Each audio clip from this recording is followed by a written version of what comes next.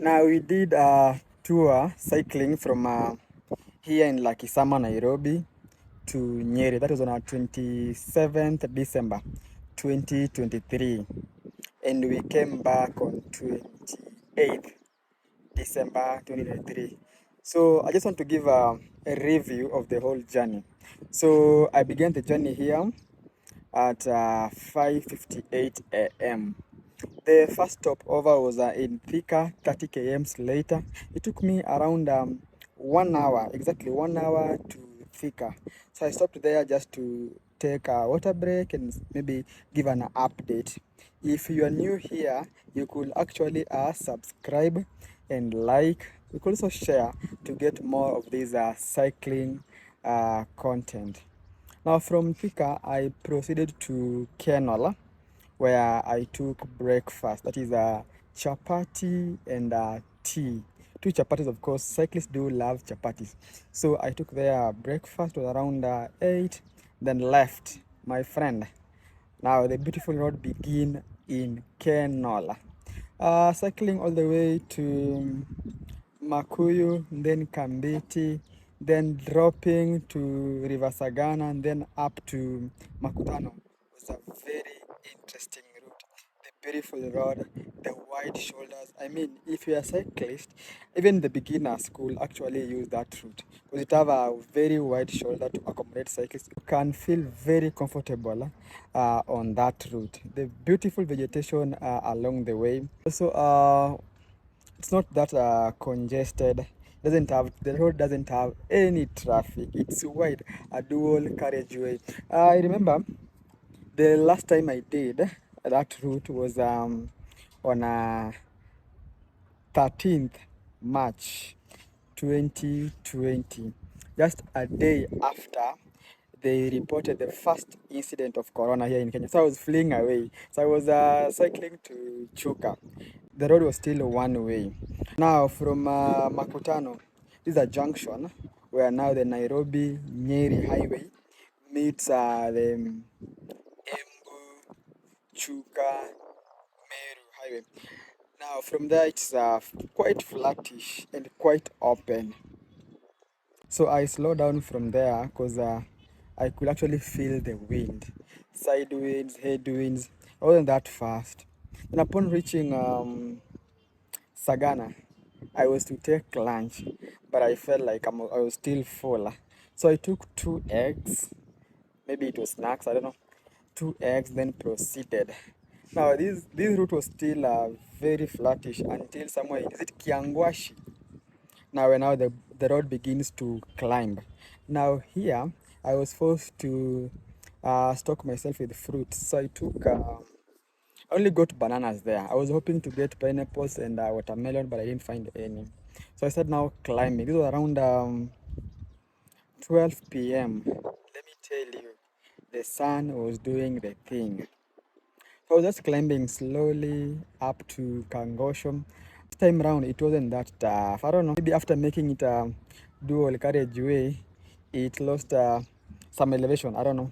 But we go to Karatina. It was around 1 p.m. Yeah, I was in Karatina at 1 p.m. Looked for somewhere to take lunch. Of course, yeah, I took chapatis again, and dengu, and tea as usual. Then left Karatina at few minutes to 2 p.m. Then I proceeded. Now after Karatina, just about 1 km, the road is not yet complete. It's still one way. In fact, I was worried that I've gone back to one way. Now, after the few kms, I just realized that the contractor skipped Karatina turn up to Kangosho. I don't know, because of maybe there are reasons. Now, some rolling climbs from Karatina all the way to Marwa. Then I started now climbing to Nyeri town. Then I go to Nyeri at I think it was 3:50 something, if I'm not wrong. If you haven't checked my two videos, there's a video for day 1, Nairobi to Nyeri. There's a video for day 2, from Nyeri to back to Nairobi That is via Kangema, then the famous Nyoka Nyoka route up to Thika, and then up to Nairobi. You could kindly check. You will love it. There are very good scenes in the two videos. After getting to Nyeri, I proceeded to um, Baden Powell's garden, the famous Garden Powell. Now, Garden Powell was the founder of Scouts here in Kenya. I don't know if he's in Kenya or maybe all over the world. I don't know. But he spent most of his life here in Kenya. In fact, he was buried right there in that garden. After spending some time at the garden, that is the historical Baden Powell garden, I went to look for somewhere where I could sleep or maybe rest. So I got a guest house at Gatitu. Gatitu is like, is it 3-4 km from Nyeri?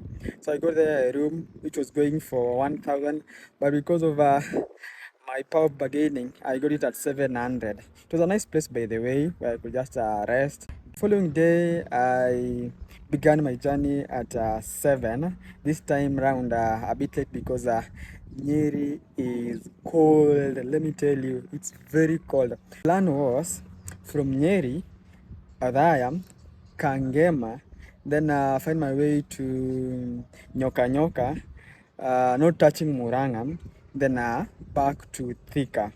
But now let me tell you, my friends. So I decided to take some direction from the guys, from friends, and let me tell you, I went round Odhaya. So I went to Odhaya and then back to Mkuruini, I don't know, Kiriaini, I don't know, Gakindu. So I lost a lot of time there, around 2-3 hours, just trying to find a suitable way until when I decided to stick to Google Map. So I go to Kangema, that's after wasting a lot of time. But again, I didn't have any option of giving up. So one interesting thing about Gatitu to Odhaya, it's quite hilly.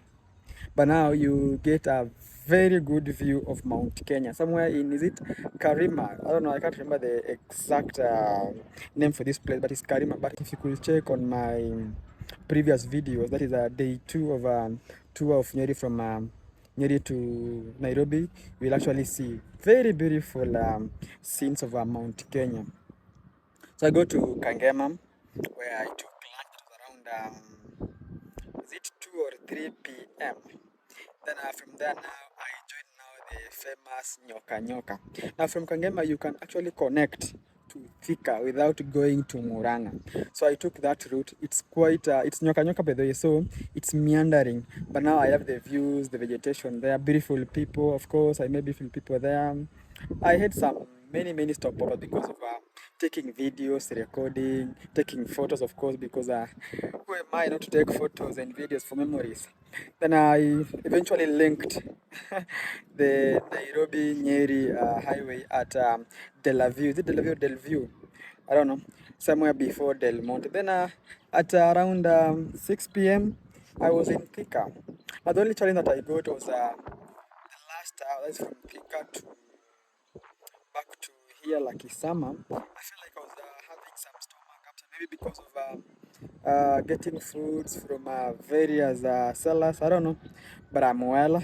I didn't get any difficulties, any mechanical issues. In fact, I didn't get any punctures, zero punctures the 2 days. Now, the distance was day 1, it was 148 kilometers, 143 kilometers, which I took 6 hours, 56 minutes.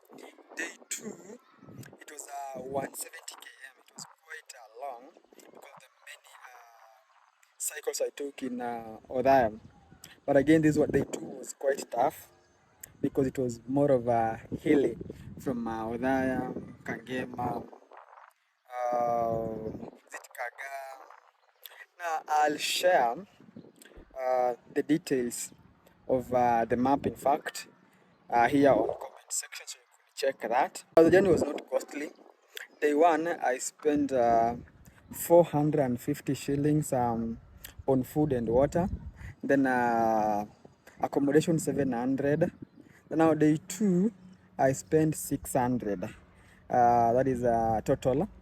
That is water, food, snacks, and all that. If you're planning to try this route, number 1, make sure you leave early. Early should not be later than 7 a.m. because the sun won't spare you when you leave late. And also make sure your bike is fully serviced, and also carry yourself puncture kit and all those stuffs. Also have enough cash just in case of emergencies. Maybe you could reach a point, maybe your bike breaks down. I don't know, such issues, and you require maybe to transport your bike on yeah, matatu. So that is it for this episode. Thank you so much for those who are watching. Please subscribe and stay tuned for more of cycling episode and adventures. Thank you and have a very good day.